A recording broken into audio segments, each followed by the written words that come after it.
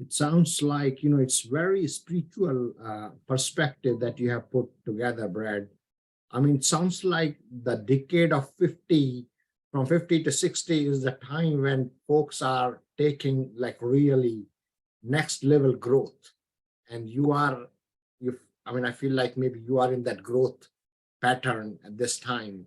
Well, I feel like I'm in the prime of my life, you know, where others might be slowing down, you know, I have my foot on the gas, and it excites me. Like I'm excited to wake up every day. You know, I'm excited to buy a deal. I'm excited to exit a deal. I'm excited to host an event. I'm excited to run my mastermind. I'm excited about, I mean, look, don't get me wrong. There's stuff that I got to do that I don't like to do. And that's also part of being a wise and mature and successful business person, because, you know, sometimes you just got to do stuff you don't want to do when you don't want to do it.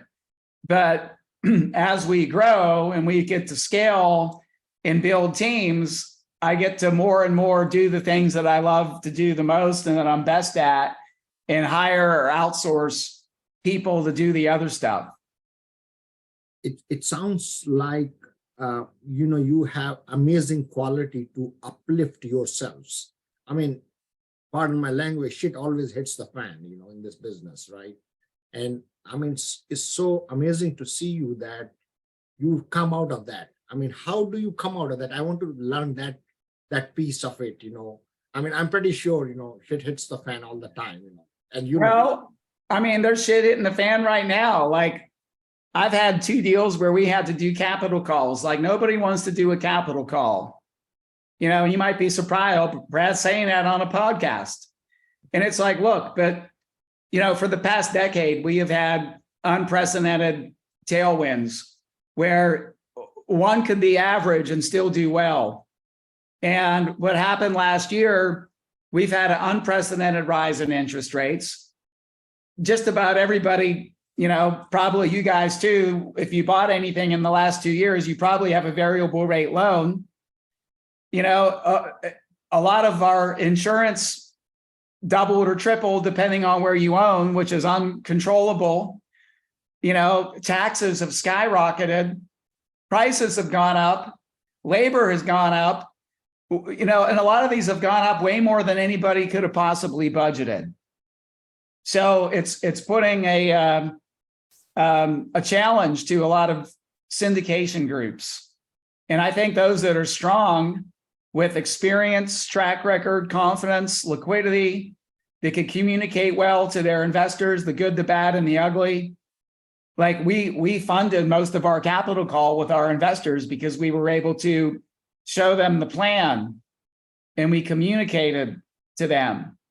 But others aren't so lucky. Others are making terrible decisions. They're not communicating.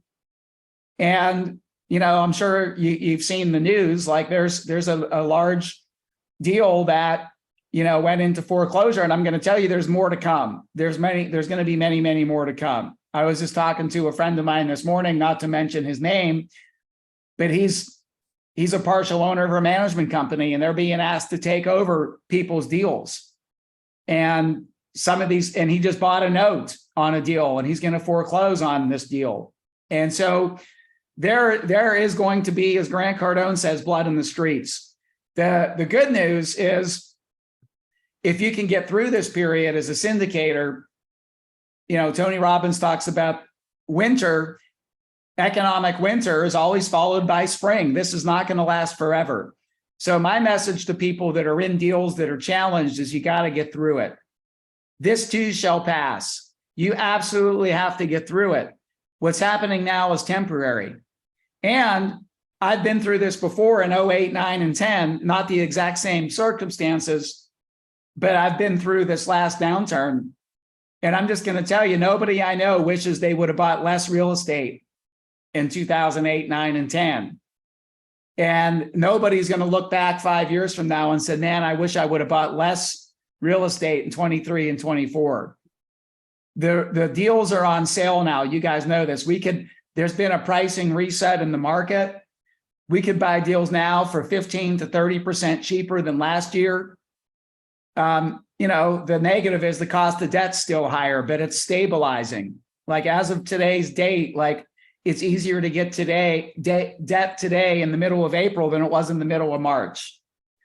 Okay, so things are calming down a little bit, but we're not out of the woods yet. But I'm seeing great buying opportunities. I'm selling a deal. I just got retraded by $800,000. And I accepted it. Well, they countered 1.2 and we were able to meet somewhere in the middle. But it's like, look, I don't like being retraded, but I didn't have a lot of other viable options. And so there's more power now for buyer groups. Like a year ago, if you retraded the deal, you were dead to the broker, to the seller, to the industry.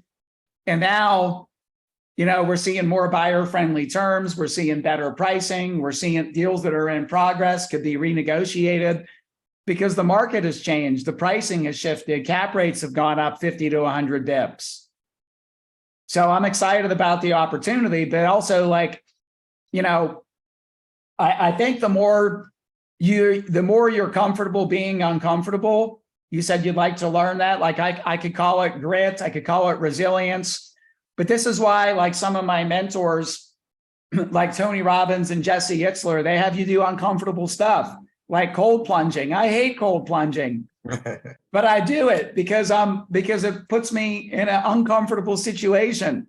And the first time I did it, I thought I was going to die and I didn't die. And then I did it again. And now I've done it again. And now I do it again. And now it's like, it still sucks, but I know I'm not going to die. And I know how to breathe and talk my way through it, if that makes sense.